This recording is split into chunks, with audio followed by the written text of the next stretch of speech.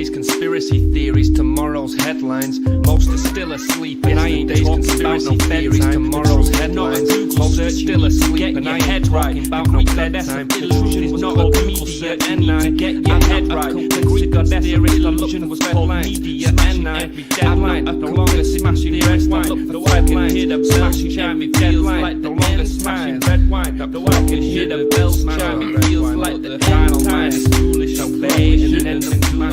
Don't get used to it, man. Take control and lay. Use it, make a load of it. Don't get used to it. You take control and learn to use it. Make a load of it. This whole world use it. Yeah, and abuse it. Know a bit about everything and everything about nothing. Sure that I'm not looking for you to try out shopping. This whole world watching for like abuse it. Know a bit about everything and everything about nothing. Thinking I'm not looking for you to try out shopping. You sit down, watching for like this house. Stop it. I'm a beat sound copy. I'm looking your house. I'll be out for the count with the sounds, and I'm down for the beat. No beat down. I mean, I'm honestly out for the count with the sounds, and I'm down for the beat. No beat down. I mean, all in the mind, help free now. Still sick with it, healthy how? Help me down, the well freaked out. The mind, help free now. Still sick with it, healthy how? Reasons to be out. The well freaked out. I don't reach out. I seek out to speak out. I recount the reasons to be out.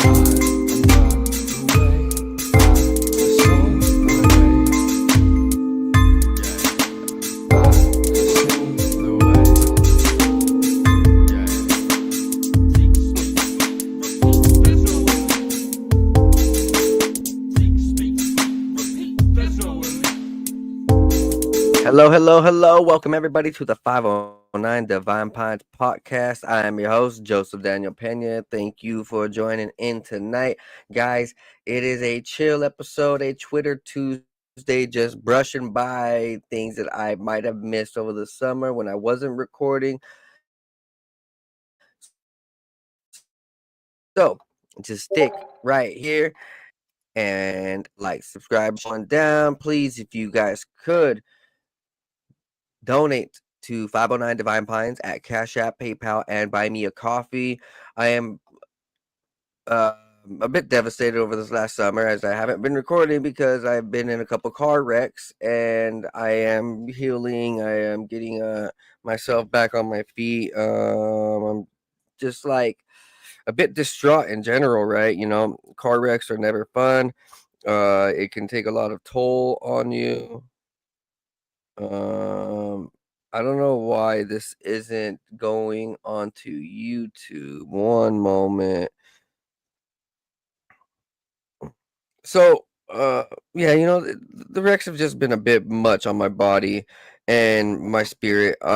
It's taking a toll on my car. It's the car I was driving is inoperable. Everything, you know, just life slowed down. I haven't been able to do much. I did start a GoFundMe for anybody out there who wants to donate. So if you guys could please go donate, that'd be very much appreciated. You can go find the GoFundMe, Joseph Daniel Pena. You can find the GoFundMe on my Facebook. But enough about that, guys. If you guys want to, please go check out my sponsor over at shopc60.com.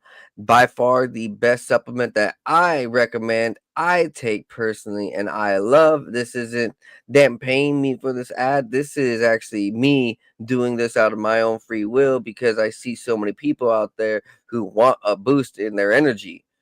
And when I tell them A, B, C, D, you know, a lot of people are confused. But if I just tell them one product that can really change their life, and one product that I trust, it is C60 with a skincare line with oil for your consumption in the morning with coffee.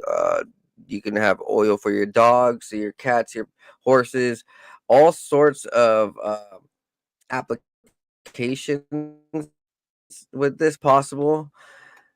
And by far the easiest to take. It's just liquid and doesn't really taste like much, and it is very impactful, meaning within 1 minute of you taking C60 you'll feel it. And if you don't, you can contact me and chew me out, but assume you're gonna 60 and you're gonna love it because you're gonna suddenly be bright-eyed, clairvoyant. You can hear clear, you can think clear, your energy sharp, you can talk clear. Yeah, go to shopc60.com and use coupon code 509 Divine Pines. Please just thank me later. All right, guys, we're gonna get into this Twitter Tuesday today, man. Yeah, so I'm gonna start off with a quick little video while I prep the rest of this. So, where is the rest of this? I'm splitting my screen into two for the first time, and so I'm having to see two different things. All these major alien ship, and it flies over the Vatican, and it goes over the Mayan temples down in Mexico. And I said, Lord, is there two of these? Because I keep praying about this. And he said, no, it's just one. And that's what's going to make everybody freak out, because they're going to see it moving across the ocean. You understand? It's going to be something that's going to be on TV. It's going to move across the ocean, and people are going to freak out in the days ahead. Then I saw little bitty ships coming out of this mothership that were balls of light, and it wasn't a real ship. It was demonic looking light that was traveling around causing confusion in our skies. You say, Brandon, that sounds way out there. Yeah, it is. It was way out there to me. I didn't even want to talk about it, but I'm instructed to. You say, well, Brandon, that sounds like you're on something. Well, no, folks, I'm just here to warn you. I'm just here to warn you. And as wild out there as a sound, fearful sights you will see that will bring you to your knee. I'm here to warn you. The enemy is not playing fair with trying to deceive people with what's coming. He's going to throw all the curveballs he can to try to deceive the nations. When the Antichrist steps on the scene and he says, hey, we have a solution for all the problems in the days ahead. I have peace. I'm going to bring peace. I'm going to bring in prosperity. I'm going to do all this. But all you have to do is bow your knee to me on Fridays. And you're going to have to get a chip. You're going to have to do all these things. But it's going to be a solution, because we're going to take care of all this with it. And if you don't know what he's talking about, check it out. Breaking just today. NASA quietly activates planetary defense network for 3-Eye Atlas. So now NASA considers 3-Eye Atlas an enemy object. And we are about to see Air Force, Space Force all go into play. Very interesting. The U.S. shutdown is in our 22nd day, and it just so happens to be that because of this government shutdown, we can't use our telescopes here in America. But check this out. This is live. This is fresh video from Japan. They leaked their satellite footage of this 3-Eye Atlas. I don't know. Maybe it is a spaceship. Holy shit.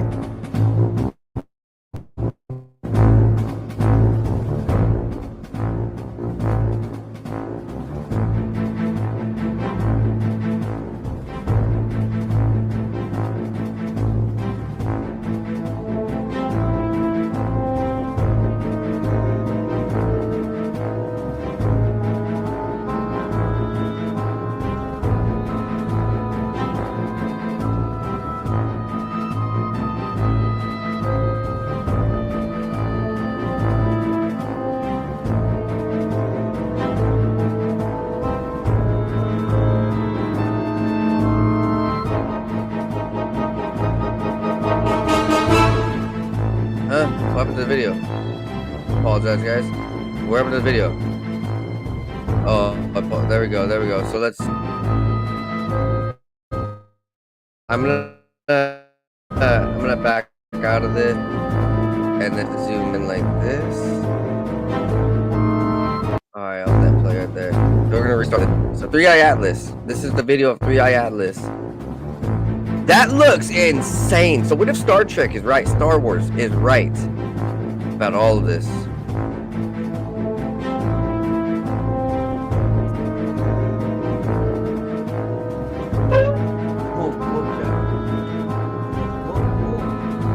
Move out of my... Dude, I don't want you by my head, please.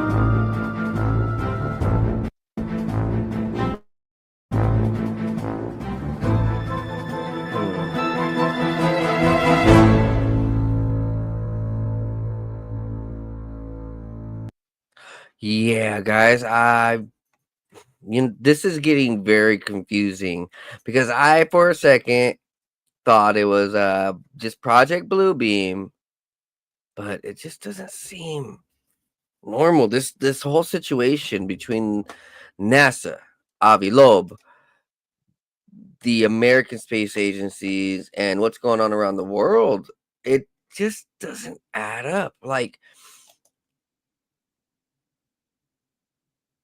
I can't put my finger on it yet. All I do know is that there's something very serious about this. There's something very serious about this 3i Atlas. I can't tell if it's serious because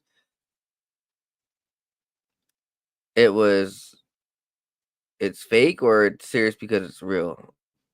Here's more on Charlie Kirk. Case assassination. I actually believe that this was a military hit that involved foreign actors and also literal actors. I believe that that day ran something akin to JFK's assassination. I believe that there were therefore multiple decoys on the ground. I do not believe, just so I'm clear here, that the person who was walking up the stairs killed Charlie. In fact, my suspicion is that that photo was not even shot on the same day. I do not believe that the person who ran across Lowe's rooftop killed Charlie. I think it was not a decoy. We all know that decoy George Zinn didn't kill Charlie. And I received an interesting tip about him as well, that he's much more connected than what meets the surface. He potentially has connections to the federal department, familial connections to the federal department, and we are prodding that. It's getting interesting.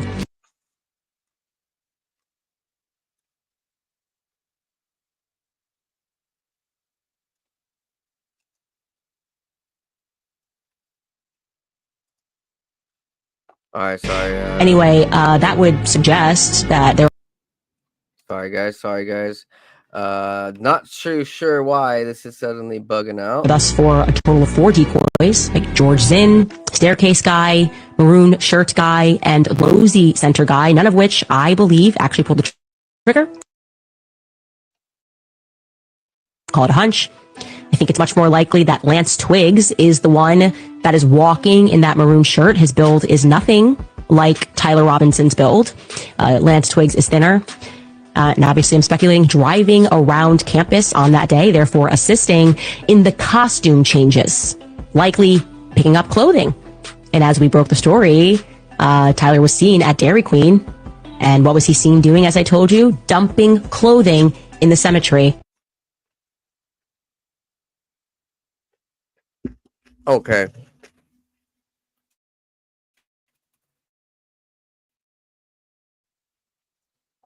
She's on to something.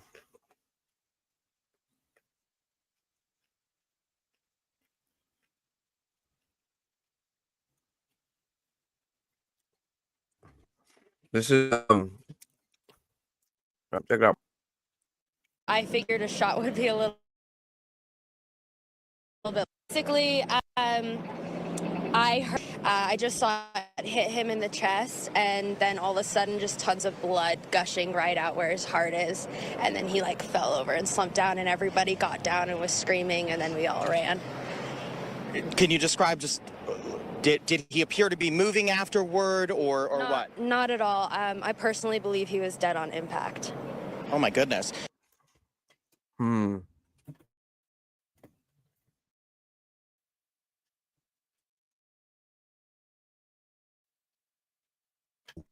Evidence locked away. Every trace of that day erased. The witnesses are terrified to speak, except one. And today, he's done being silent. A Turning Point USA insider, a donor who knew Charlie Kirk personally, is stepping forward. He's violating the gag order because he says the cover-up isn't just criminal, it's historic. He calls it the biggest inside job since 9/11, and he's ready to name names. According to him, the rot started from within. Traitors inside Charlie's own circle, people he trusted, conspired to end his life. And the reason why is more terrifying than anyone imagined. Stay with us, because once you hear what he has to say, you'll understand why they are disappearing people to keep this story buried.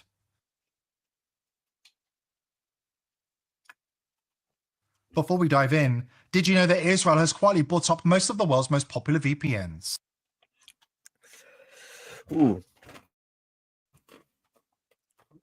World Service has compiled material on over 160 cases where children have been shot in Gaza and found that in 95 cases, the child was shot in the head or the chest.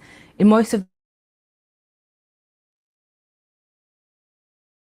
these cases, the victim was under 12 years old, July this year. The BBC World Service has compiled material on over 160 cases where children have been shot. Horrible.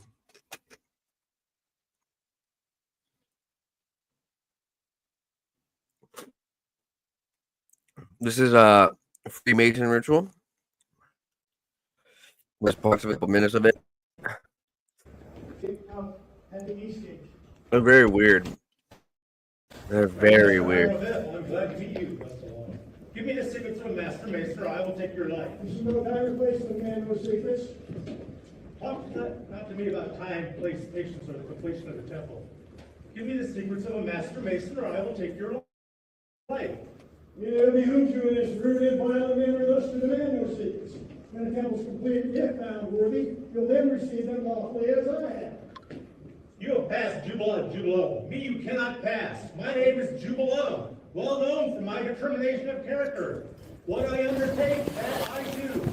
Give me the secrets of a master mason instantly, for I will take your life. I will not. What? Still persist? Then die.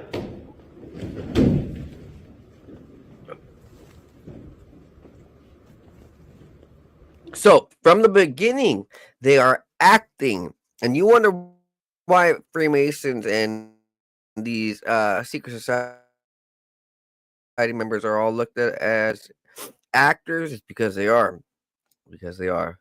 Probably hidden behind their skin. That's billions. Because we can't buy one of theirs. Open up the market. We have capitalism and we embrace it. We have.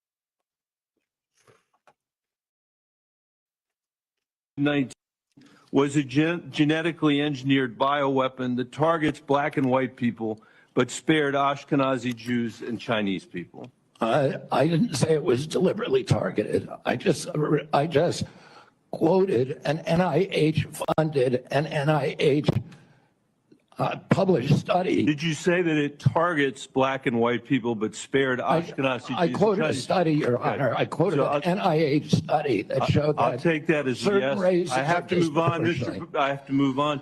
Yes or no, Mr. Kennedy? Did you say that COVID-19 was a genetically engineered bioweapon that targets black and white people, but spared Ashkenazi Jews and Chinese people? I didn't say it was deliberately targeted. I just quoted an NIH-funded and NIH published study. Did you say that it targets black and white people, but spared Ashkenazi Jews? I quoted a study, Your Honor. I quoted an NIH study that showed that. I'll take that as a yes. I have to move on, I have to move on. Yes or no, Mr. Kennedy? Did you say that COVID? Man, oh man. Whoever's controlling this psyop around the Charlie Kirk assassination, like, you guys couldn't make it any more obvious that you guys are hiding something and that you guys are completely full of shit and most likely covering up the assassination of Charlie Kirk on behalf of Israel, a foreign intelligence agency, or our own military, our CIA, who literally assassinated a U.S. citizen on U.S. soil in front of the entire world. He publicly executed Charlie Kirk in front of the entire world, maybe to send a message, I don't know. But when you're going to hear this story by Ian, I mean, Ian's done such a great job, man. I really want to get this guy a massive amount of credit. He goes by @IWENDTSTER. I can't even say that last. Wenster, if I'm saying that right. Ian Wenster, or Ian @IWenster over here. He put out this tweet. He says, proof that Charlie Kirk security told local law enforcement they didn't need to work with them, and that over a month ago, local Leos and everybody involved were already being told to stay quiet, a month before the official gag orders. So, is it about a fair trial for Tyler? What do you guys think's going on here? Some shit's just not adding up to me. I want to know what you guys think, and I want you guys to check out this video by Ian. He's absolutely crushing it. I'll leave links to it below. Make sure you swing down there and give this man a follow. Check this out. Bet you didn't see this. Now, truth be told, this part you've probably already seen. It happened yesterday. However, I can guarantee you didn't see the part that follows. This is bad. This is real bad. Even mainstream media is calling this one of the most secretive trials in history. The judge is making everything secret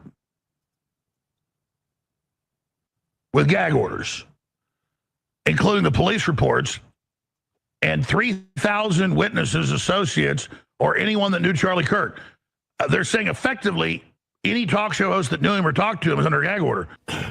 Sorry, guys. Been sick a couple days and saw this yesterday, but I wanted to verify that it was actually real because I couldn't believe what I was seeing. But alas, it's real. Watch this. There is a substantial amount of discovery in this case, Your Honor. It's voluminous, to say the least. His lawyers entered their formal appearance and declined to waive his right to a preliminary hearing. Judge Tony Graff has issued a gag order preventing anyone associated with the case from talking about it. It's to avoid pretrial publicity, already a big problem in a case with massive media exposure involving a high-profile figure like Charlie Kirk. But the judge wants to ensure a fairer trial for Robinson. It's also brought up a big issue involving thousands of people. So this is real. Here are the actual gag orders. You can read them right here. Just hold down and screenshot. You know, so after I saw all this stuff about the gag orders, I thought, that's really weird. Because if you remember, I told you that I had a source who was actually on the ground the day that Charlie was shot, somebody who was in law enforcement. And I basically knew a lot of the things before it ever hit the news. And so that's one of the reasons why I've been so outspoken about this, because it hasn't made any sense at all. Well, I got to thinking, I remember my source telling me something about how they were trying to keep everybody very tight-lipped. And so I went back through our messages and I found this. So on September 27th, my source said, I can't talk about it yet. Admin is on high alert about leaks. Blank advised anyone leaking information about this case would receive heavy reprimand. And I said, I'm convinced this was a hit, dude. This Tyler Patsy thing stinks to high heaven. So everyone is being very tight-lipped. Oh, for sure, bro. Once I got on scene, I could tell something was very wrong. And I was thinking about our conversation. I was thinking about a couple of other things he was talking about. And I remembered that one of the things he was also talking about was the fact that he verified with UVU officers at UVU campus, that Charlie's team wouldn't coordinate with them regarding security, which I thought was really weird. Now, I don't know the exact protocol with this. I don't know if this is a normal thing. Is it not weird that the guest security wouldn't coordinate with the officers on campus? Like, is it not weird that they wouldn't coordinate with local officers? Is that just a normal thing? I don't know. But I just thought it was really weird. All the people who have called people like me crazy for saying that there's far more to this than just what they're telling us.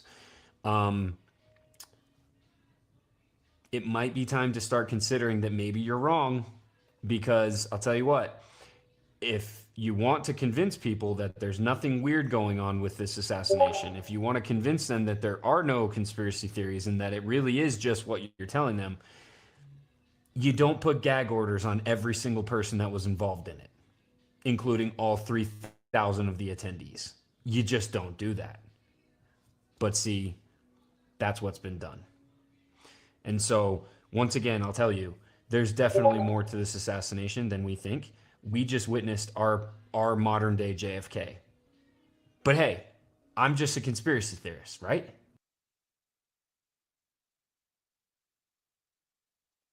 You know, There is a lot of covering up with this assassination where they don't want people to talk.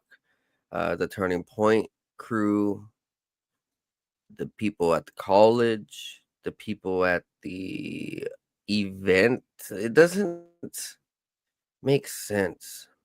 Why would they if there was truth to it? But there probably isn't truth to it, so they don't want people talking. Yes.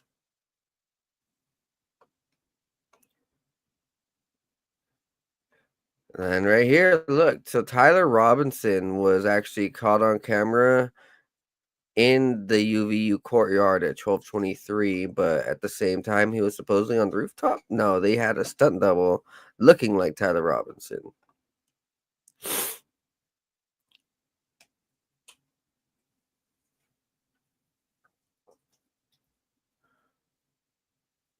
Check this out. I've been to Target, I've been to Walmart, I've been to Aldi, Food Lion, Piggly Wiggly, Whole Foods, and Fresh Thyme. Every single one of them has a prepackaged ground meat that will not tell you, number one, where it comes from, number two, where it's packaged, and what kind of procedures that it goes through in order for us to know that it's safe. If you ask them behind the counter, they're going to tell you there's a thing on the back, scan it with your phone, and it's going to take you to a website that the FDA has put out there. And what it's going to say is, it could either be 3D printed, it could be a cloned animal. Let's just put it out there. If that's a problem, well, TikTok, you need to check the FDA website because it says it could be. Folks, God, I gotta be careful. Let's just say this. Our food ain't food anymore. And remember, it was a couple years ago where there was a bill passed by the White House and the Biden administration and the rest of these guys that they could legally, biologically change our food, our health products, and everything that we can consume or be poisoned by to fit with their agenda of health, meaning whichever way that they think viruses or they think our health should be, they can legally change it without us knowing. So they can biologically clone meats in case that they want to put vaccines into the meats to heal us from a certain sickness, in which they have already admitted to that there's vaccines in some of these meats and some of these animals that are being passed to you. So you're getting the cure, even if you don't want it in some of these places.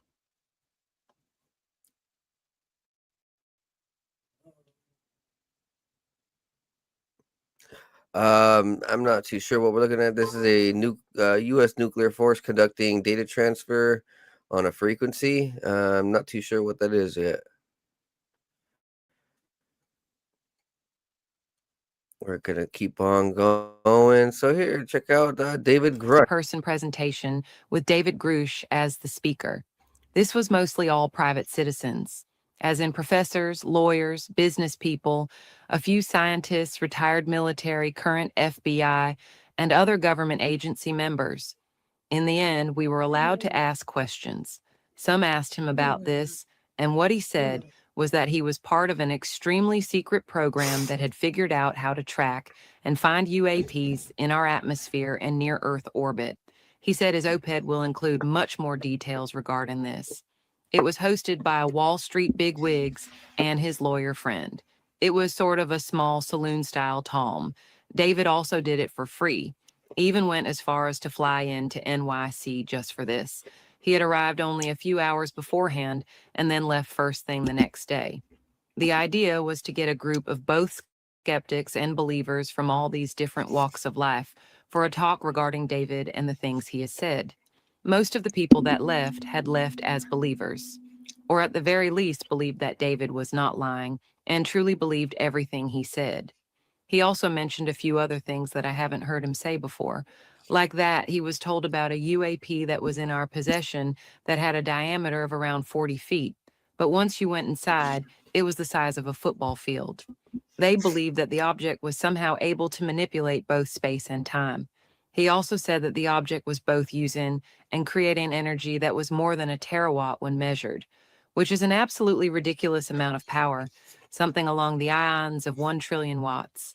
He also mentioned that he had recently been informed that a U.S. adversary was considering full disclosure to get out ahead of the U.S., and that he passed this information along to the U.S. government. He also alluded to the retaliation that WQS had taken against him. It sounded pretty terrifying, and he wasn't the only one to be retaliated against. Multiple people involved in not only his investigation, but also his fellow peers in the UAP task force, such as Jay Stratton, were also threatened. He wouldn't go too much into since it's an open investigation, but these people pretty showed him that they could touch him or his family anytime they wanted. He also mentioned that the U.S. has taken part in a fair amount of crash retrievals before 1933. Also, that we wouldn't be surprised by what the NHI look like, such as they look like the typical gray, and they aren't sure where these beings have come from. There is also a chance that they are extra-dimensional, but that it could also just seem this way because of the technology they use, rather than them being actual extra-dimensional beings. Interestingly, he also mentioned how many people know the full scope of the phenomenon to be no more than 50 people, but it wasn't clear whether this meant 50 people currently alive or 50 people ever in history. All in all, it was extremely interesting.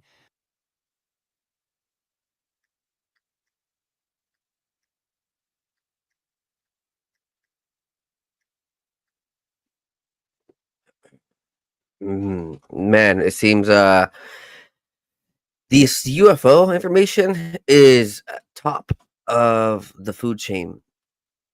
Very, very top of the food chain, above any medical information, above any trafficking information. This is the tip of the spear. We have a commenter saying it begins. I can't believe the synthetic material is starting this soon. I hope this doesn't happen. I have definitely seen some of the material. It's helpful but dangerous. I hope they know what they are doing, because DNA is not as similar as we know. Everyone is different. We have similarities, but we also have differences based on genetic makeup, and that is very true. Very, very true. There's all these different blood types, and so we see that there's different remnants of probably ancient cultures hidden within these blood types, which is something that they want to recreate and bring out. They some of these elites in their medical ideologies is that they want to recreate us back to the Nephilim and merge us with the Nephilim, and very, very strange. Very strange. Our genetics are being played with and tampered with. Like, they're little mad scientists. They are mad scientists.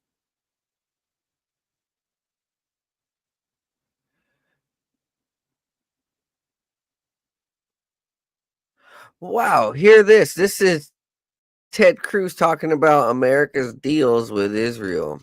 Every year, the United States provides roughly $3 billion in military assistance to Israel. The benefit we get from that, the Mossad, the intelligence resources. You look at Iran, where they knew where every anti-aircraft weapon was, every military leader, every IRGC leader. That benefit, if America tried to replicate that intelligence network, it would cost us tens of billions of dollars. And I will tell you, every lunatic terrorist in Hamas or Hezbollah or Iran that Israel took out, made America safer, and the United States of America should say to that little nation, thank you, thank you, thank you.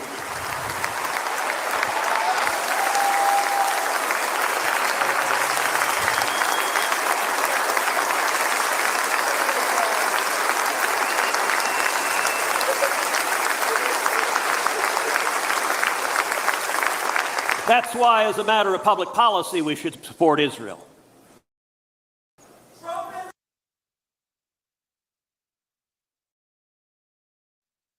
That crazy to mess up our country and to help us infiltrate our own country. Horrible. And the movie They Live in. There are certain sounds. There is a certain sound that they cannot stand. That they panic and they run away from. I know They Live, and in the movie They Live, and in They Live, there is a sound, there is a frequency, I don't know if you remember it towards the end, that Roddy Piper goes to, and it's a frequency that's being beamed out, which enables these aliens to look in human form. And when he breaks this frequency, then they're all seen. It alters the holographic projection that they're keeping. And I think it's a misconception that they are actually shape-shifting. Some are, but it's a misconception. Yeah. What they're actually doing is altering your visual cortex to make you think you're seeing them that way. Absolutely, yes. And this is very important as well, you know, because you can that's the truth. They're not actually looking that way. They've just manipulated your mind to think that they are. And that must work through all kind of visual media. Otherwise, you'd see a lot of these aliens walking around on TV. Absolutely, yeah. I've noticed a lot of newsreaders, because they're doing that as an indoctrination and conditioning. If you look at newsreaders, because they're the ones who are in your house every day. Look carefully at the newsreaders. It's slowly drip drip. Conditioning you to accept. BBC is the worst, I think. Yes, I've noticed since we've changed to digital now, my senses have become extremely heightened, and even when I'm just listening to the TV, or even when you turn the volume down, I hear this sound frequency coming from the television that completely messes with my pineal gland. Definitely real. You know, there's always those talks of witches performing witchcraft and spells and illusions to make people see something that isn't there. Now, when we look at the Book of Enoch and all these other religious ancient texts, they say that the humanity got the witchcraft and all the magic and spells and illusions from these fallen angels, from these reptilian, these hybrid-like entities. I don't think it's any different to these days.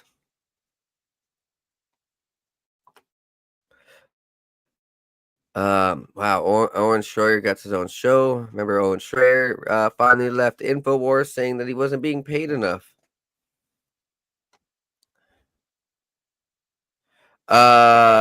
Supposed news story. Luigi Mangione got beaten up by 7 ladyboys in Thailand months before the assassination.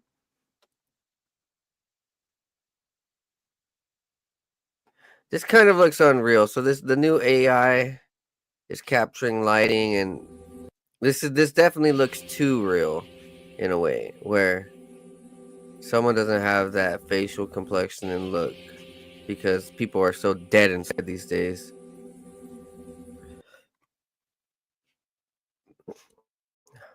So we are going to continue. 3i Atlas is making the rounds. That this definitely looks like a spaceship. Here, check it out again.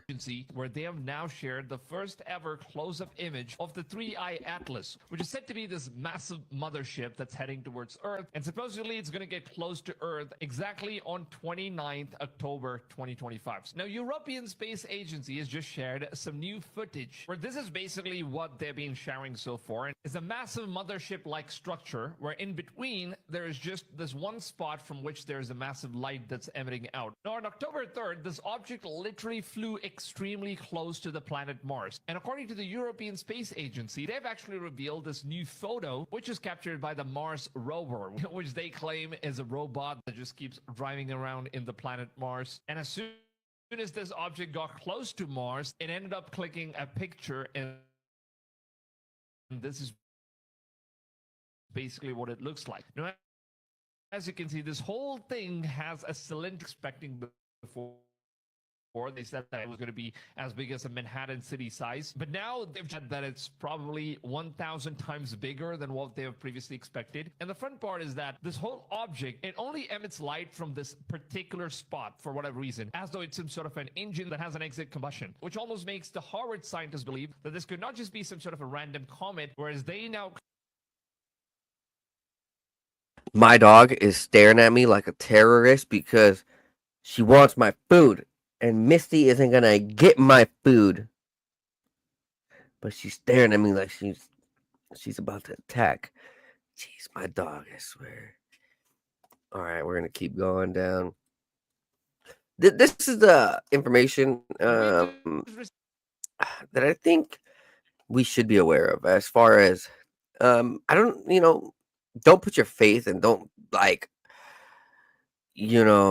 sell out, but just be aware of what's really happening and what people are saying.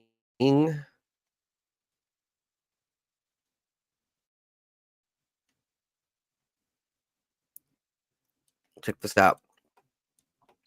James O'Keefe exposes a $100 billion federal contracting scam where a minority-owned firm wins no bid government contract but outsources 80% of the work illegally as a pass-through scheme. ATL's contract manager, Marroni Cromwell, spills the bean. Company only does 20% of the work. Subs handle 80%. Straight up violating rules, requiring firms to perform at least 50%. Over $100 million in government contracts scored with zero competition, part of a wider $100 billion scam ripping off the system. Scheme lets small disadvantaged firms act as middlemen, funneling work and grants and profits to giants while skirting bids. Check this out. Yeah, this is definitely a problem. Special minority-owned status. And I tell you, pass-throughs are a great thing as well. So a lot of our subcontractors bid on contracts that were perfect in their industry, but because they weren't Native American, they wouldn't win it. So we bid on it for them. They became our sub, and it's an automatic win because of your Native American status. Isn't that exciting? Right? So a lot of people don't know that. I don't think anybody knows that. And we want to keep it that way. That's right. That's right. We want to Exactly. keep it a secret. Yeah, You know what I mean? exactly. Taking the money in, subcontracting much of the work out. I sit back, collect my percentage, and they do the work. Correct. Yeah, they're doing most of the work. Get the contracts, get the money, act as a pass-through, and it's the taxpayer who gets screwed over. Is there some rules or something that you were telling me about, like that you have to report 51%? 51% on paper. Correct. As long as it's on paper. As long as it's on paper. 51%, you're good to go. And remember, there's no competition because you're Native American. Right? Ding, ding. That's the best kept secret. It is indeed. It is. Yeah, it is. Go ahead. Here's to pass-throughs. There you go. How about that? Right? Yeah, exactly. Exactly. In vino veritas.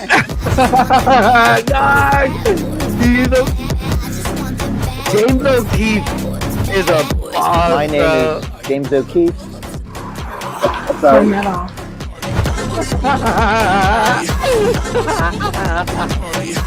She's like, oh shit. Ain't no party like a Jim Keefe party.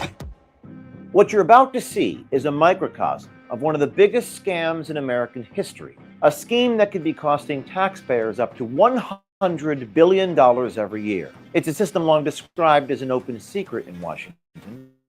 One that dwarfs the USAID fraud scandals in both scale and scope. At its center lies a government program created to empower minority-owned small businesses. But behind the facade, our investigation uncovers a network of so-called 8A pass-through schemes, shell companies exploiting those very programs for profit. According to the SBA, the Biden-Harris administration awarded more than $630 billion in federal contracts to these companies, with over $183 billion in 2024 alone. Our undercover investigation reveals how these firms secured no-bid federal contracts. No bidding because of your native status.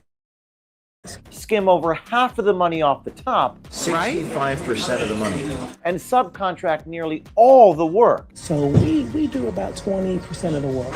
Defrauding taxpayers like you and betraying the very communities these programs were meant to uplift. ATI Government Solutions is a technology services company that acquires contracts to provide federal departments with next-generation computing solutions. ATI acquires hundreds of millions of taxpayer dollars for these contracts and have been particularly successful in this due to their supposed Native American 8A tribal status, meaning they're a Native American-owned small business which is heavily favored by federal contracts. Very fake. Try the other one. We went undercover and arranged meetings with multiple employees to dig deeper into the truth behind their ownership, their small business status, and their excessive use of subcontractors. Yeah. Oh my gosh, yes. That's better, yes. And what we found was more damning than we ever expected. I'm Jim. Nice to see you. Nice to meet you. Jim O'Keefe. We posed as a cybersecurity company which was attempting to procure government contracts through minority-owned status, similar Well, they didn't get you. They fell The for it. ploy was to approach I'm the employee my for mind is ATI, boggled. not for a meeting about He named contracts, himself but Jim about Keefe. What obtaining a catering for a boss. corporate event. You see, Melaine Cromwell at ATI also on the side runs a catering business called Ragin' Cajun Catering. So I got into government contracting. I love what I did. I help large and small companies win contracts with the government. I wanted to talk about gumbo. I want to get to the good stuff. I mean, this is interesting. No way, I'm It's not a little dumb. bit boring for me. Absolutely. Right. So I'm excited to talk to you about vacation. Yeah, absolutely. We were shocked that almost immediately in the meeting, less than 2 minutes in, Melaine Cromwell at ATI told us all her position, the director of contracts for ATI. And what was in that job? What was your title or your role there? I'm the director of contracts. You're the director? Uh-huh. The director? The director. So there's no one above you in the contracts? There's no one above me. Melaine Cromwell goes on to explain that because ATI is supposedly Native American owned, they are heavily favored by government contracts and often acquire $100 million contracts with no bidding war. This enables them to, quote, pass through the majority of the work to companies that wouldn't usually be eligible, while keeping the majority of the compensation for themselves. And I tell you, pass-throughs are a great thing as well. Tell me about those. Well, so with pass-throughs, because you're Native American, right? If you have, there's a bid out and there's a company that wants to bid on it that's not Native American, all they do is partner with you. They use their people, you subcontract to them, right?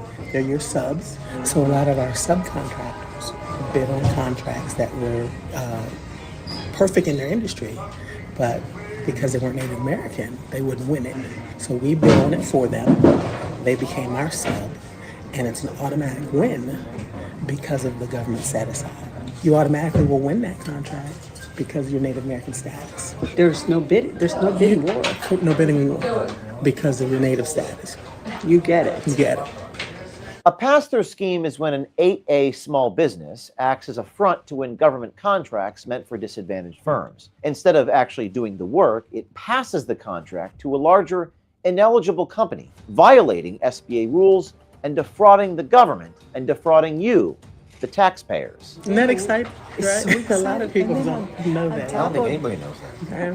And We want to keep it that way. That's right.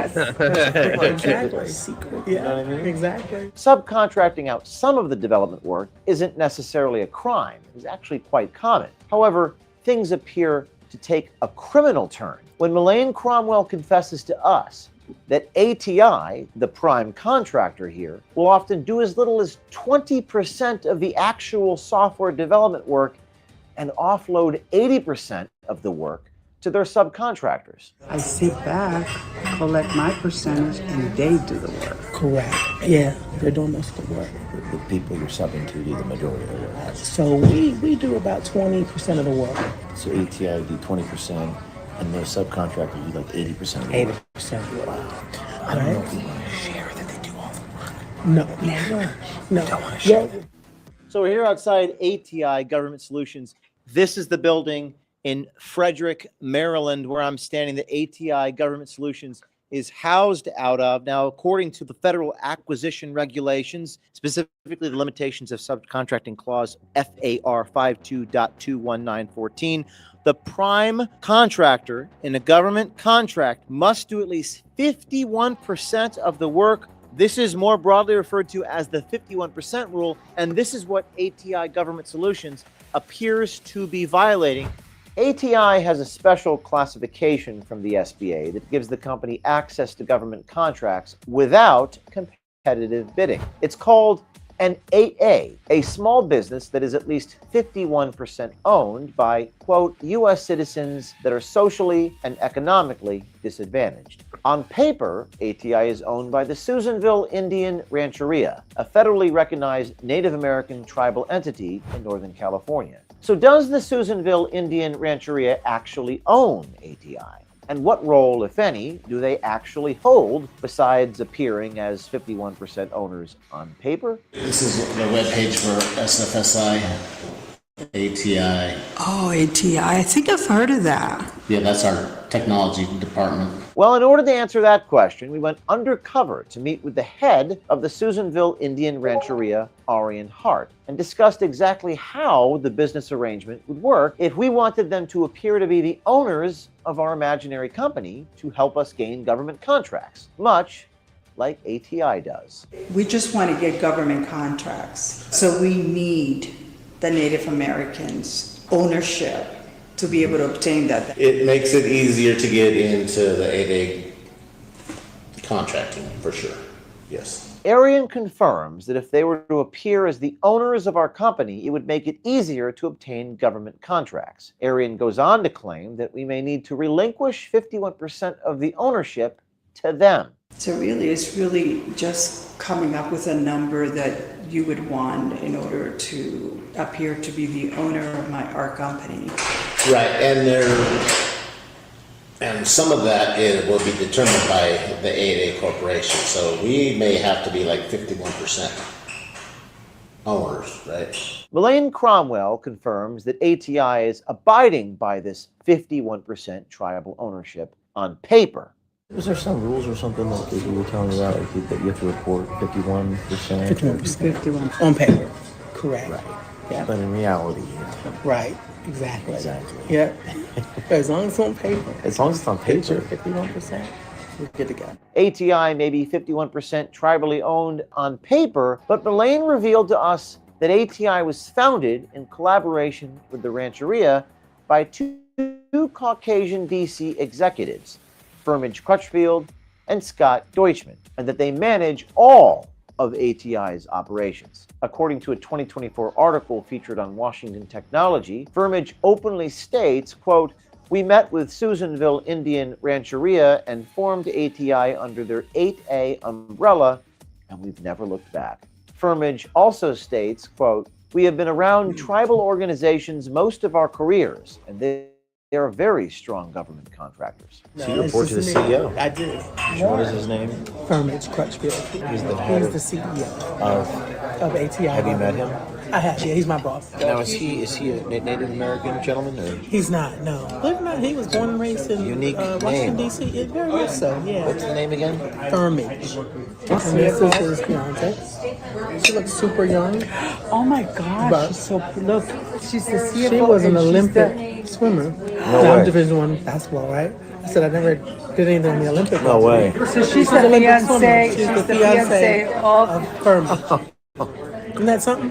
But Firmage. of course, during my interview, I'm talking to both of them. both Neither of- is mentioning that to me, of course. On my first day at work, and she says, "Melaine, you don't know this, but Firmage and I are engaged." And I was like, "Oh, congratulations!" Right? But How easy is that, right? CFO and CEO. That's Listen, nice work if you can get it. I it think is so. nice work. This is juicy gossip. I love it. No, this is fact. It's not gossip.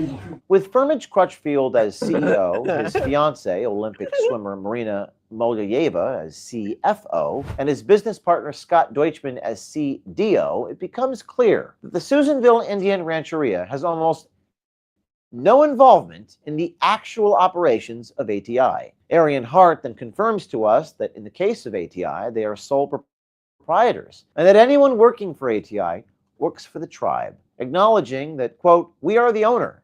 They do the work. Burbage Crutchfield, he's our CEO for that company. And so what is your role with them?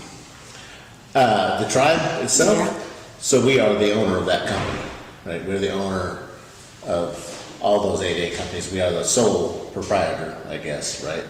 So the company does, you know, they go out and get their contracts, do the business, develop that company, go out and get jobs and work for the tribe. But you don't do any of the work. Well, they do it. They do the work, yes. The undercover journalist then proposes that we would like to make a similar arrangement with the tribe, and Arian reaffirms that the tribe itself will not be doing any of the work. They would literally be taking 51% of the company for the sole purpose of allowing us to pose as Native American owned, because it puts you to the front of the line for acquiring those government contracts. We would do the work, and then you get a percentage of the profits. Right. Yeah. We have the ability to get the contracts, and that's probably the most important thing.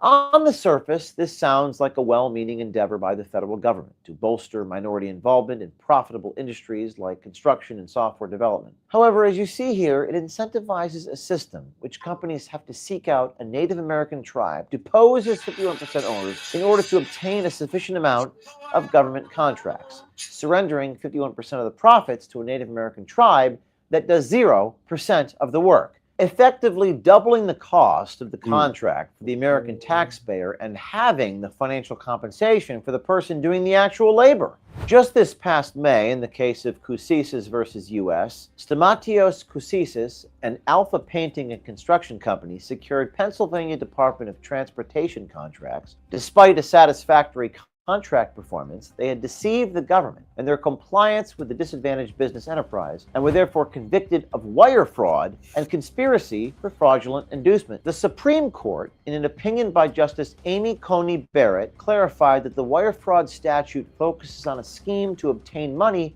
or property through deception. Justice Sotomayor's concurrence likened it to a fan deceived into buying Mets tickets when promised Yankees tickets, emphasizing deception over loss. As unsettling as all this sounds, there's actually another layer. According to USAspending.gov, ATI has exponentially grown their profits over the last 6 years, from about $2 million in 2019 to $100 million this year. According to the SBA, or Small Business Administration regulations, if an 8A company exceeds a personal net worth of $850,000, an adjusted gross income of $400,000, or assets totaling $6.5 million, then the SBA no longer considers it a small business. Mullane explained that that's when Crutchfield found a new, quote, small business and starts the process all over again.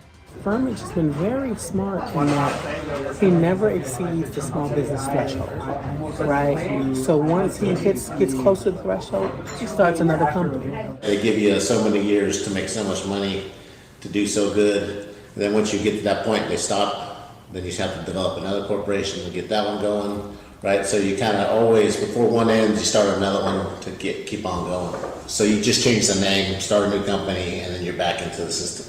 We met up with Mullane a second and third time and eventually revealed that we were undercover journalists doing a story on the potential corruption throughout ATI's operations. So we have some news for you here, okay? We're actually investigative reporters.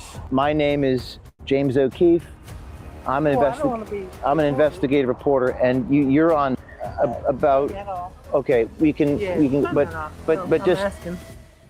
And it's important to note that Mullane Cromwell, Director of Contracts, repeatedly stated that everything we secretly recorded her saying was just her opinion. She reiterated that many times after I took off my wig and identified myself as an investigative reporter. We'll be releasing that interaction with Mullane, along with part 2 of this story, featuring another employee at ATI later this week.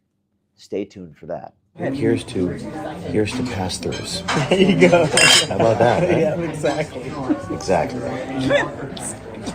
In vino veritas. No party like a Jim Keefe party. Oh my gosh, I can't believe that. I can't believe that. This is unbelievable. She said 20%. They only do 20% of the work. I heard that part. I was like, boom. She Got said, him. don't tell anybody. Yeah. 50 only on paper. She said only on paper. Only on amazing. Only on paper. She said pass-throughs. Yes. She said, but we don't want that to leave this. She says loopholes, pass-throughs. We only do 20% of the work. Yes. This is I unbelievable. heard This is unbelievable. We got the story, man.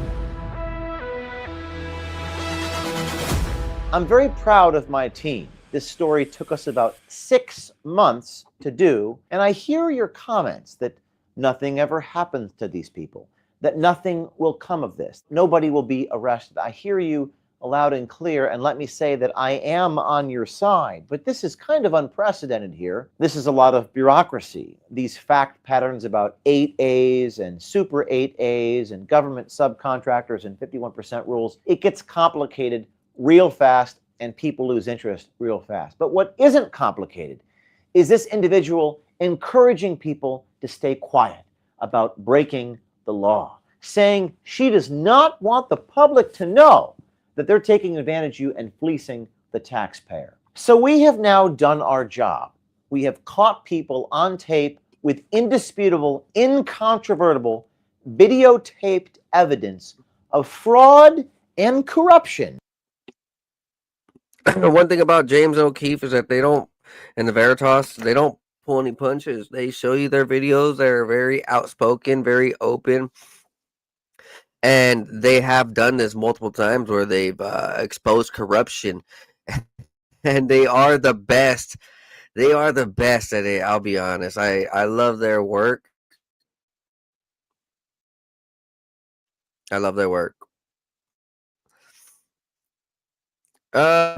You know what's crazy? So it says only women, only 9%. Let's see. This is from the Sean Ryan show. Let's hear this craziness.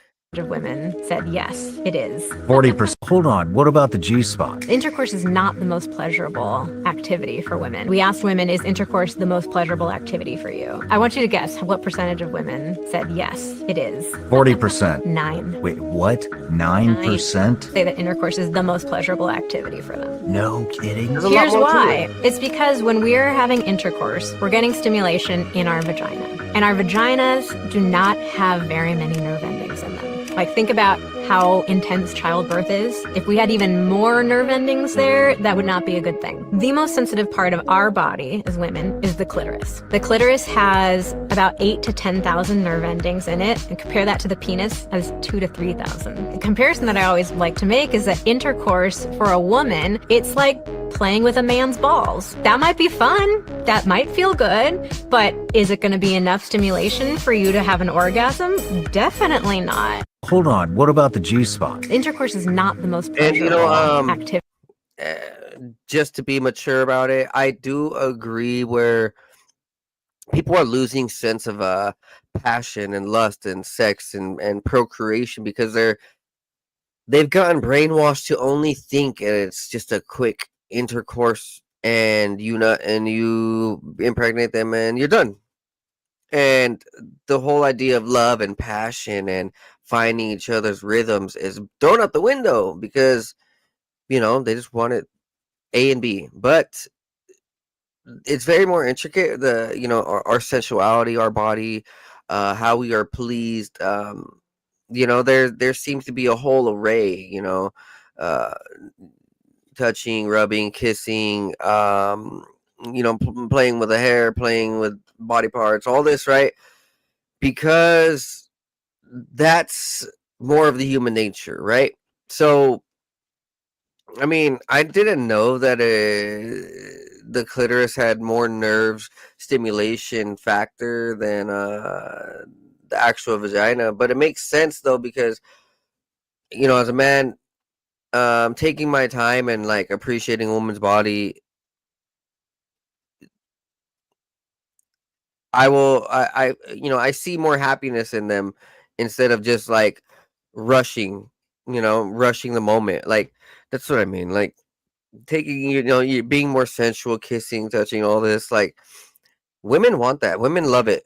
And, as more of a romantic man, definitely like, this sex and passion shouldn't just be so, in and out, quick, put your pants on, pay me $50, like that type of. That's what it is in society. These OnlyFans and just the way that porn. Like you see these porn videos, it's just, and it's not passion. It's just quick lust, and boom, you're done. And it's kind of like degrading people's ideas on love too. People don't want to have sex or be in love anymore, and probably because they're losing the idea of actual passion and love making, instead of like, and it's being replaced by this sense of artificiality, this sense of quickness. And I know this topic might be a bit uncomfortable for a lot of people, but it's, look at our state, look at the state of the world. People are not making love, people are not having kids, people are rejecting this whole idea of sex talk, and for the passion. And a man and woman can procreate. They're trying to replace all of it. Like, you can become a they, you don't have to have kids, and kids are bad, and sex is overrated. But like, it's just more division, more degrading. We're going to continue forward.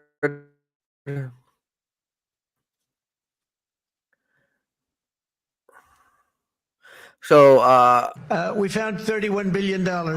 Again, last week, as you know, they found $31 billion. They came to see me, sir. We found $31 billion.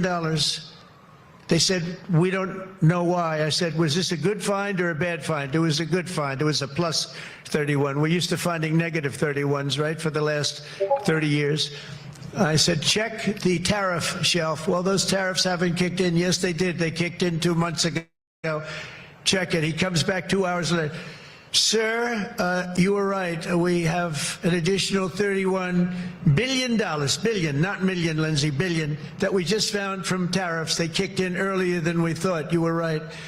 We're a wealthy nation again, and we're a nation that can be secure. Again, last week, as you know, they found $31 billion. They came to see me, sir. We found $31 billion. They said, all right,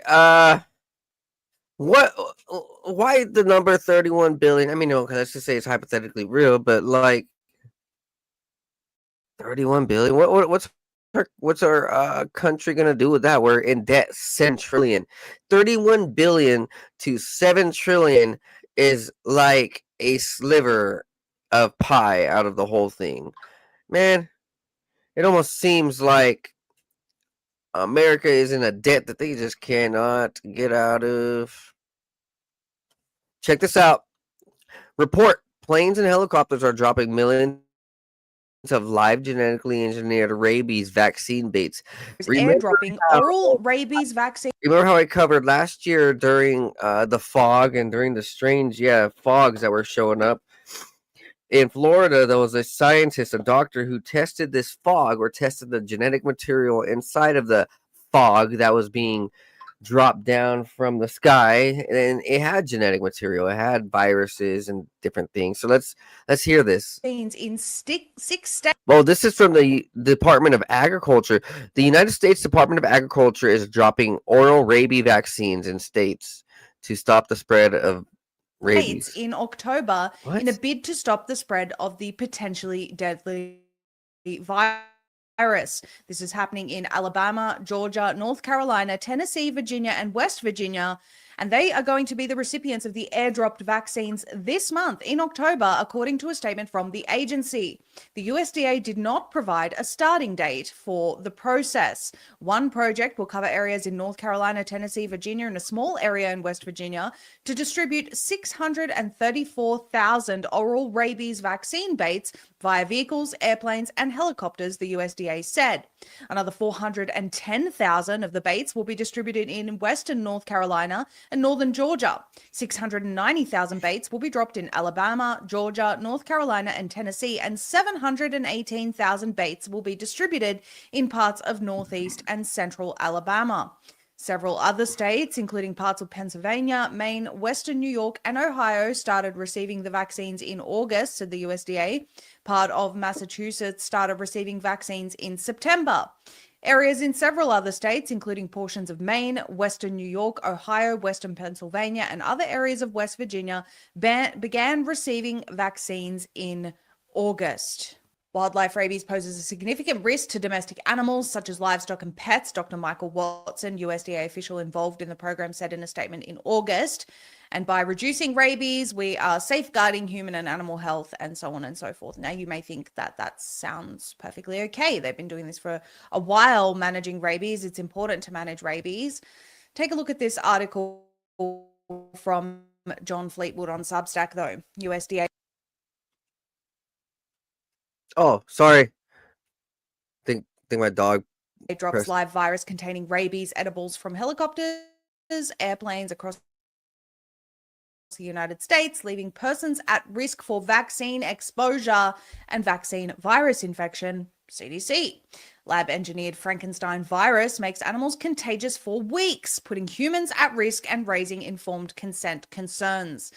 It says the U.S. Department of Agriculture's Animal and Plant Health Inspection Service, or APHIS, has begun its annual distribution of Raboral VRG, an oral rabies vaccine, or ORV bait, dropping the live laboratory-made virus from airplanes and helicopters across the United States. The CDC has known for over a decade that Raboral edible vaccine leaves persons at risk for vaccine exposure and vaccine virus infection. Yet they still allow millions of live genetically modified virus baits to be dispersed over communities, forests, and waterways each year without any public notice, informed consent, or comprehensive biosafety oversight, posing potential risks to human health, wildlife, and national biosecurity. Americans are being involuntarily exposed to laboratory engineered pathogens capable of infecting multiple species with no transparent risk disclosure or opt-out mechanism. Quote, APHIS and its cooperators will begin distributing ORV baits on or about August 13 across rural areas by airplane and in suburban or urban areas by helicopters, vehicle, and bait station, according to the USDA press release. It says that the ORV baits are coated with a fish meal attractant and are packaged in 2-inch plastic sachets or 1-inch square cubes. Now, the USDA actually warns that if humans come into contact with this, they should first of all immediately leave it alone. But if they happen to come into contact with it, they should immediately wash the contact area with warm water and soap. It also issues a warning to dogs that may consume the bait. And it says that a July 2019 peer-reviewed study in Vaccine confirms the Raboral oral rabies vaccine is a genetically engineered chimeric Frankenstein human virus expressing a rabies gene. It sheds for weeks in multiple species. It was not tested for live virus persistence. It can potentially infect non-target animals and humans. And it was studied by researchers financially tied to its sale. Most alarmingly, the study confirmed that virus DNA from the edible vaccines can be detected in both oral and rectal swabs post-inoculation in most animals, followed by a resurgence of shedding between days 17 and 34 in some species. This means that animals that ingest the oral vaccine are contagious to animals and humans for over a month. The virus-loaded bait will be distributed to during the following time periods and based out of airports in the cities listed below. And you can see, per the press release, John has listed all of those there. He says, in the name of wildlife management, the federal government is blanketing the nation with millions of live recombinant virus packets, turning America's skies into a mass biolab experiment conducted without public consent, transparency, or accountability. Again, people may say they've been doing this for years. This is how we control rabies, etc. My question back to them is, will you not promise to make America healthy again? Does that promise include removing poisons from our foods, skies, environment, or is it just a tagline?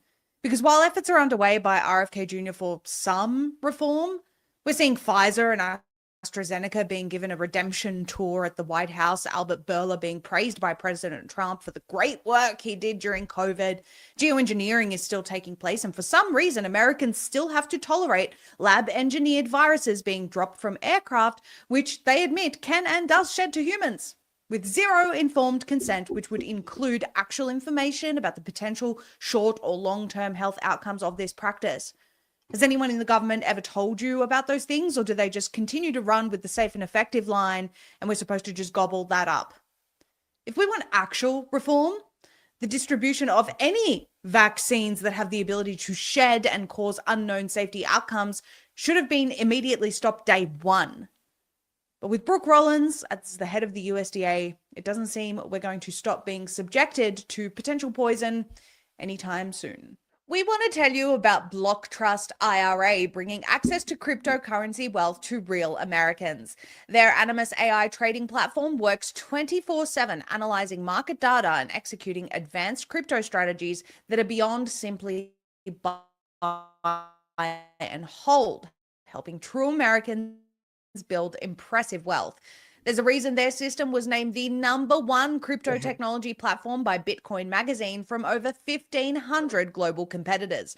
Whether you're a teacher, truck driver, small business owner, or retiree watching inflation eat away your 401k, Block Trust IRA's advanced Animus AI gives red-blooded Americans the same advantages as those coastal elites.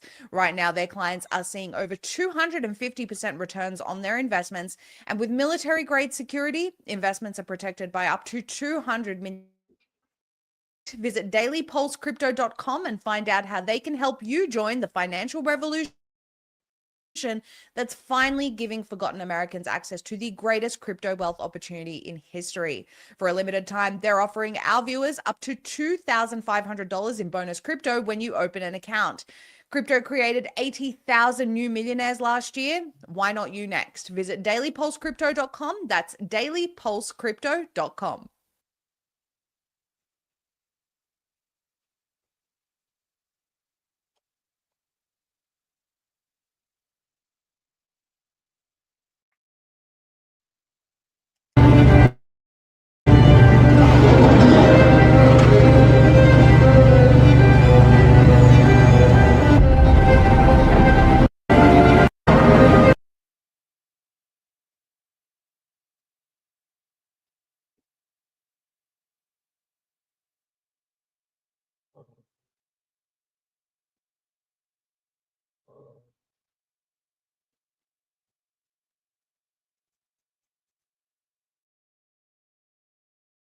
So it looks like Ireland is taking things into their on fire, and they are personally checking every vehicle that enters their city to see if there's immigrants, because a 10-year-old Irish girl was allegedly sexually assaulted and raped by an African migrant, and the authorities don't want to do anything about it because, oh well, we don't want to be racist, and this is the way they have their culture. You gotta respect it. No, get out of the country, get out of the world, just leave. These people are weird. Like, man, I can't believe that there's so many people and politicians who are willing to let child abuse go through. I cannot, I will not, and I will never stand for it. That's me. That's me.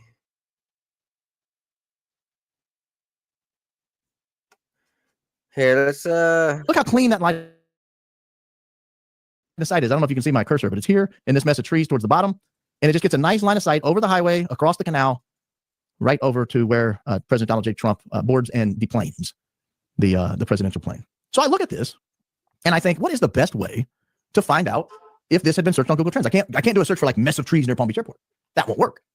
So I go back to the map. I should have done this before I killed the map. Let me go back here. I go back to the map and I click on this building right here. This is the mess of trees I'm looking for right here. So this is the address to the mess of trees. It's in the backyard of this address. And I look, it's 3075 Gun Club West Palm Beach, Florida. 3075. So let's see. Let's do our infamous Google search. Let's see if it's there. Oh, I just realized the lighting sucks tonight. This is what happens when you try to go on short notice. Apologize for the lighting. I'm still looking for that that Adidas sponsorship showing off. I think this is my 6th consecutive Adidas sweatshirt color, if you guys are keeping track at home. But let me go to 3075 Gun Club Road. And I found a hit. 3075 Gun Club Road, West Palm Beach, Florida. So let me open this up and I'll show you the first hit. And here it is right here in the District of Columbia. 3075 Gun Club Road, West Palm Beach. This was the address. It was searched in September of 2021. You'll recall President Trump was no longer President Trump. He was former President Trump. He left office in January 20th at noon, January 20th, 2021. So I think there's not much to that. Wonder if he's been searched. Wonder if this address has been searched anywhere else. Perhaps our friends on the other side of the ocean who keep searching things for whatever reason. So, like any good, diligent, budding journalist, I go look, 3075 Gun Club Road, overseas in Israel, and I find a hit. I get a hit here in June or July, or late June, early July of 2024, and again in October of 2024. Now, I will draw your attention to something that happened between these two events. Again, this is the generic 3075 Gun Club Road. If you Google it, you'll see what I'm talking about. There aren't a lot of them out there. Not like every city has a 3075 Gun Club Road. I searched, the first like 10 searches all come up to West Palm Beach. But you could say to yourself, that's not exactly specific because it is actually in West Palm Beach. I'm going to come back to that one in just a second. So I look up 3075 Gun Club Road, West Palm Beach, just again to be specific, be more specific, be very specific, and I get a hit. Again, out of Israel, about the same time, March of 2024. March of 2024. Now, you guys remember what happened? Do you remember what happened in July of 2024? We have March of 2024, June of 2024, October of 2024. You guys remember the Butler Farm Show. If you don't remember, I will show you what Google Trends tells us about the Butler Farm Show, for that matter. The Butler Farm Show was in July of 2024. That's where President Trump got his ear clipped. Right here at 6025 Evans City Road, Butler, Pennsylvania. That is the address for the Butler Farm Show. And that was searched April of 2024. Now, here's why I want to draw your attention to this particular search.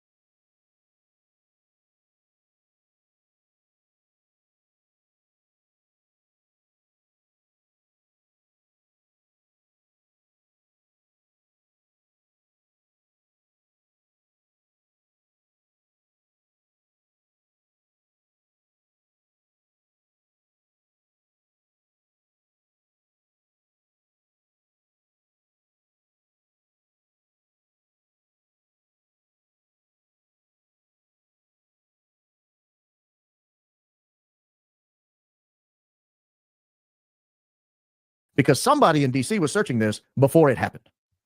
Hey, who suggested covered and you let President Trump get his ear grazed? But this search makes sense to me. Now, if on the off chance this was before, if this was before Donald Trump decided to do the Butler Farm Show, a search originating out of DC for that exact address would cause me grave concern. Grave concern. I would be looking within my team saying, hey, who suggested this? Because somebody in DC was searching this before it happened. But I know how long presidential events take to plan. They take months, weeks, months.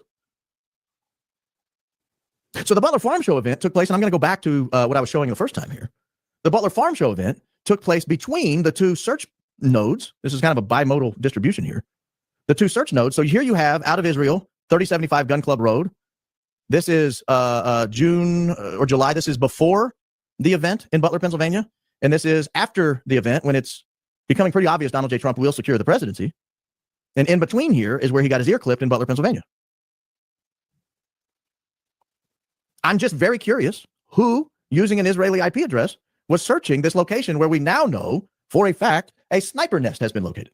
A sniper nest has been located. Now, it's possible. Let's look at all the alternative explanations. Somebody over in Israel gets very curious about the Palm Beach, what was it called? The Palm Beach Sheriff's Office, Forensic Sciences and Technology Building. That's possible. Somebody sitting over there, you know, they only have an ongoing war with Gaza.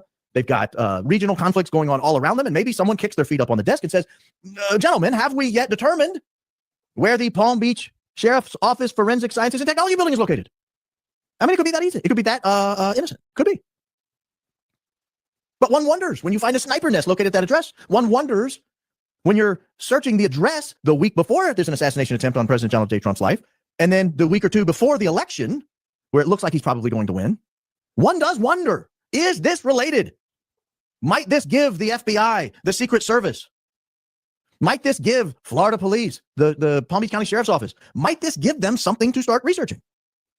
Might they reach out to Google and say, who was performing these searches? Was this a VPN or was this somebody's house? And what other searches were run from that IP address in the immediate aftermath or immediate before? One would wonder these things. One would wonder these things. Again, I do this and have done this for a long time with news, with breaking news. This is not unusual. This is not unusual. But if I was going to take, let's just think counterfactually. If I was going to take a shot at someone, I would never. I want to be very clear. I would never. But if I was going to, maybe I would Google the address. Maybe I would Google the address. And if I did, that Google search might end up in Google Trends.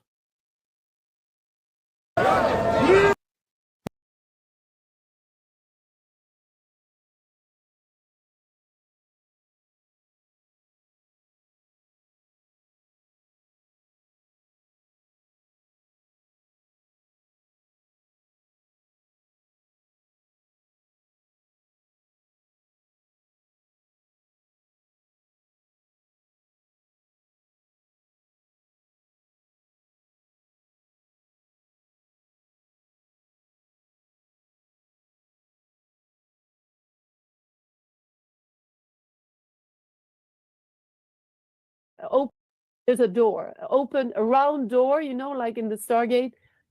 And I don't know if it's as big. Yeah, there is one picture that the person is quite small, actually, on it. You can go and look for those interested. Go and type CERN, portal, LHC, door, and you will see. So in front of the door, they have a room.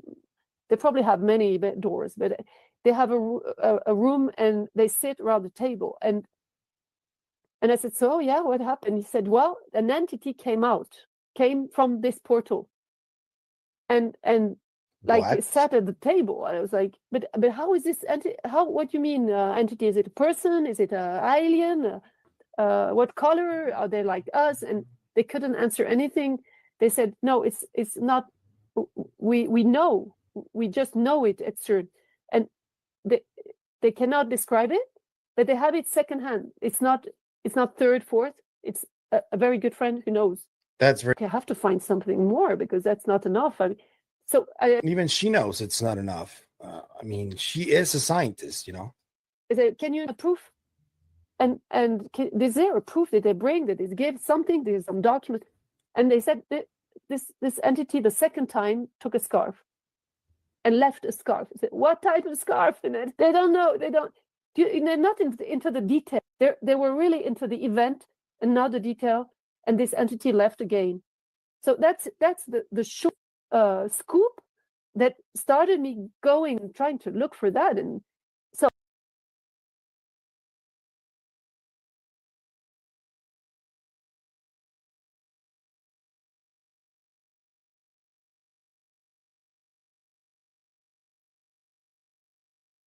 there's a door open.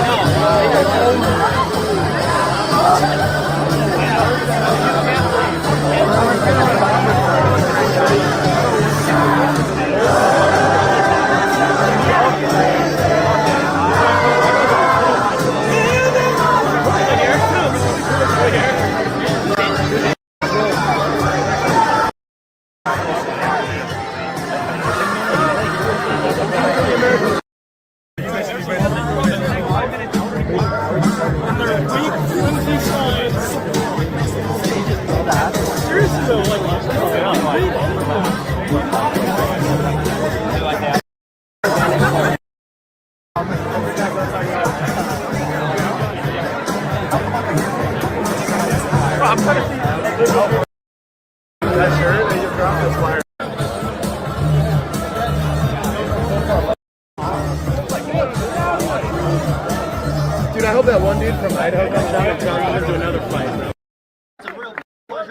here. Wolverines, you guys are awesome. Hey, from the standpoint of White Refi, I want to just say, being a part of Turning Point, having the opportunity to sponsor an event like this, we're going to be going on tour with Charlie. It's going to be a ton of fun. It's super exciting. And when it comes to you guys, how many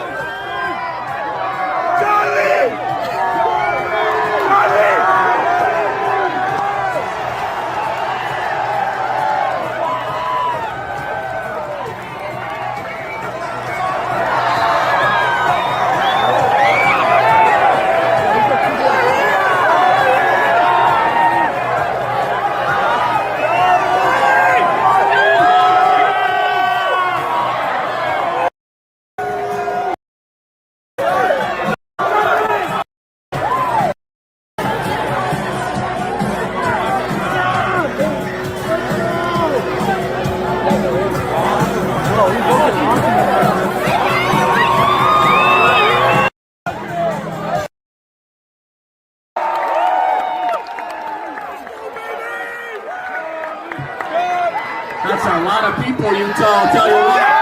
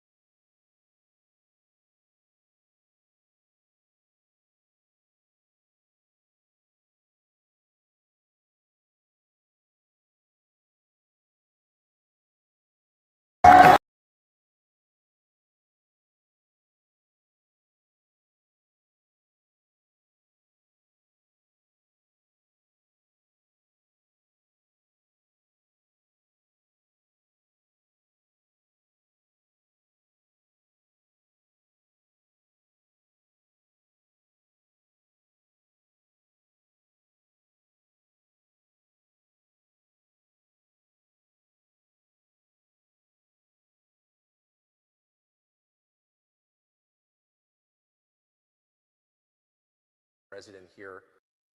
This is something like not political, but I think you like talking about it. Are aliens a religious or extraterrestrial subject? They're spiritual entities. They're spiritual beings. Is my view, yes. And I don't think they're from another planet. I don't think there's any evidence of that, or perhaps they are, but they've been resident here for recorded history, and there's every reason to believe for eternity. And this is my belief. And I think there's a lot there. There's also a lot of lying about it and official disinformation designed to confuse people or make you look ridiculous. I mean, there's a lot of stuff out there that you read about that subject that was put there in order to get you off the trail. And I'm not guessing at this. Some of it's been declassified. There's been a persistent 75-year effort by the United States government to confuse the population about what these things are that we can see in the sky. And many people have seen. But after looking into it, pretty extensively for a number of years, off camera, my conclusion is that they are the spiritual entities that are described, in the Old Testament, in Ezekiel, but also, I would say, in the sacred texts of all kinds of religions around the world. This is not, basically, I'll stop at this, but our culture is anomalous in the sense that we exclude the possibility of a spiritual realm. And that's only been true in the United States since August of 1945 when we dropped the atom bomb, which was the turning point in history, in my opinion. And it was the beginning of the total destruction of the West, which unfortunately we're witnessing now. And that destruction began with, the same lie that begins all destruction, which is I am God. Hubris is the end, always. It was the point of the Tower of Babel. It's the end of every leader. Every leader who's like, I'm very powerful, I have godlike powers, that leader will be destroyed. And a nation that believes that will be destroyed. And the atom bomb gave us the sense, very false sense, that we had absolute power, dominion over nature and mankind itself. And we started making a lot of really bad decisions. So, and one of the results of that was faith died in the United States. It's resurging now, thank God, literally. But for my whole childhood, I was born in 1969, the year that we walked on the moon. And just kidding, sort of, maybe. I have no idea. I'm not going to find out. I'm not going to find out. I've got enough problems. I don't want to know. But anyway, the point is, I was born that year, and for my entire life up until recently, like no one I knew in my world, which is like, coastal, affluent, well-educated, not that I'm well-educated, but everyone else around me is, no one ever like talked about God at dinner. That was like the spiritual realm was like kind of a joke that like is kind of a trailer park belief or who knows what. They're handling snakes. They make TV shows about, like no one believed that. And when you don't believe that, you kind of miss everything because it is real, whether you want it to be or not. That's literally real. It's absolutely real. It's as real as this podium. And so to someone living even 100 years ago, the idea that these are, of course, angels, demons, they're manifestations of the spiritual battle ongoing since the beginning of time, that would have been obvious. And instead we're like, maybe they flew in rocket ships from Mars. So do we have a telescope powerful enough to detect that? Oh, shut up. You're missing the obvious, dude. So. Thank you. Thank you very much. Thank you.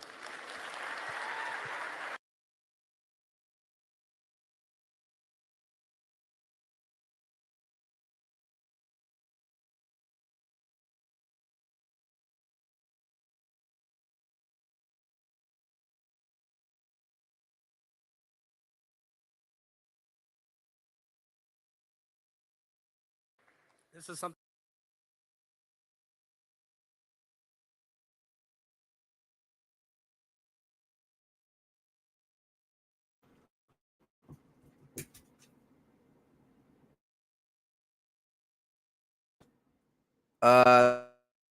Looks like my mic was muted for a bit, but thank you guys for watching this podcast, this broadcast. Check this out. This Canadian on Earth at any given time, some of them under constant surveillance. Everyone on those screens is named. This location of every registered alien on Earth at any given time, some of them under constant surveillance. Everyone on those screens is an alien. So alien, Al Roker,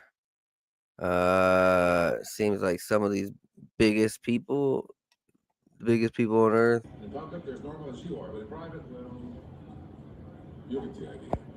This map shows the location of. Very interesting stuff, man.